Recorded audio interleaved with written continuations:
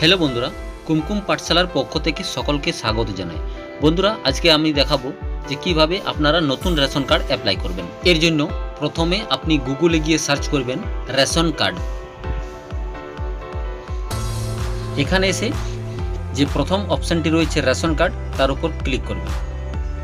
এরপর আপনি চলে আসবেন ফুড ডিপার্টমেন্টের হোম পেজে। নিচের দিকে গিয়ে দেখবেন apply for new ration card, তার উপর ক্লিক করবেন। এরপর আপনার কাছে দুটি অপশন আসবে, for new applicant, for existing applicant. এখানে আপনি এক্সিস্টিং অ্যাপ্লিক্যান্টের উপর ক্লিক করবেন, সরাসরি চলে যাবেন লগ ইন পেজে। এখানে আপনার পরিবারের রেশন কার্ডের সঙ্গে যে মোবাইল নম্বরটি লিঙ্ক আছে, সেই মোবাইল নম্বরটি আপনাকে এখানে লিখে গেট ওটিপির ওপর ক্লিক করতে হবে। চলুন আমি মোবাইল নম্বরটা লিখে গেট ওটিপির ওপর ক্লিক করছি।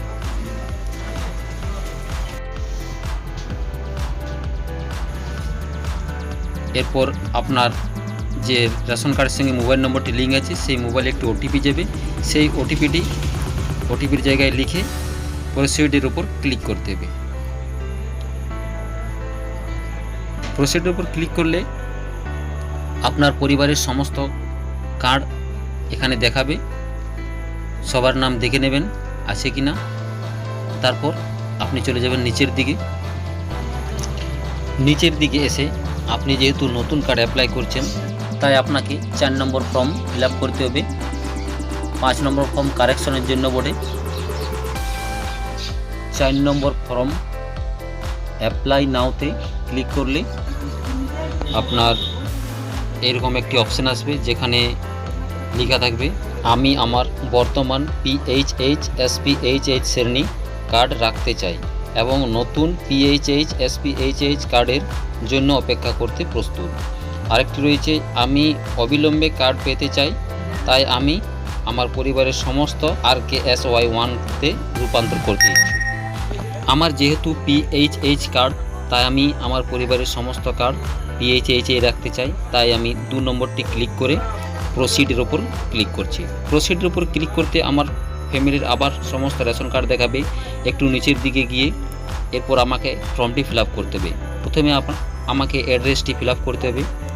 কিছু অ্যাড্রেস লেখা থাকবে। প্রথমে আমাকে গ্রাম দিতে হবে। গ্রামের পর এখানে পিনকোড লিখতে হবে।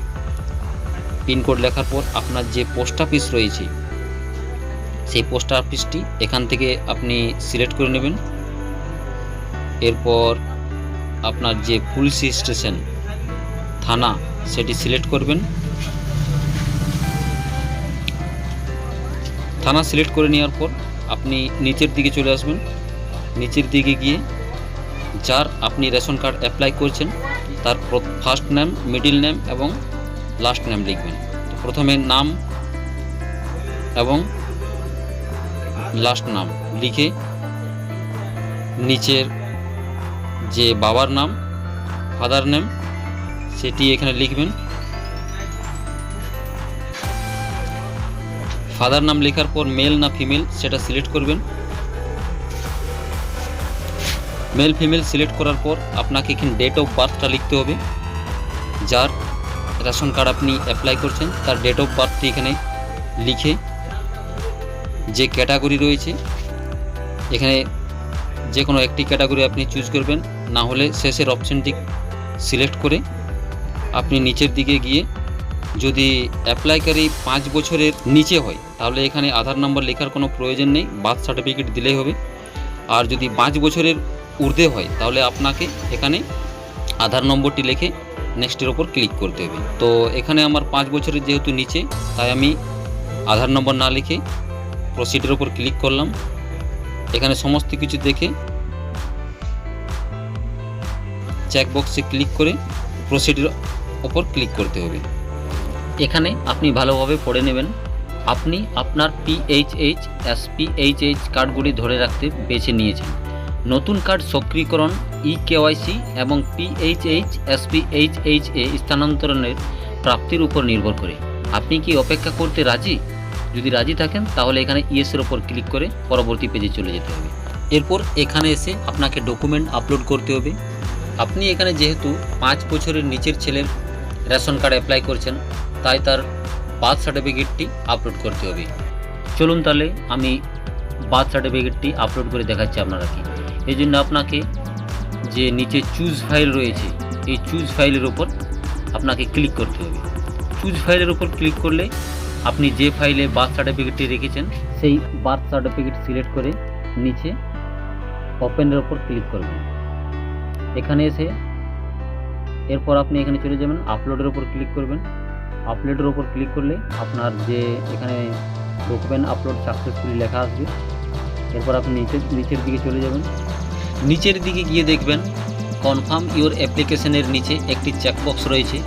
সেই চেকবক্সটি সিলেক্ট করে নিচে গেট ওটিপির ওপর ক্লিক করলে আপনার মোবাইলে একটি ওটিপি যাবে। দেখুন এখানে ওপরে লেখা আসছে ওটিপি সেন্ড সাকসেসফুলি। সেই ওটিপিটি আপনাকে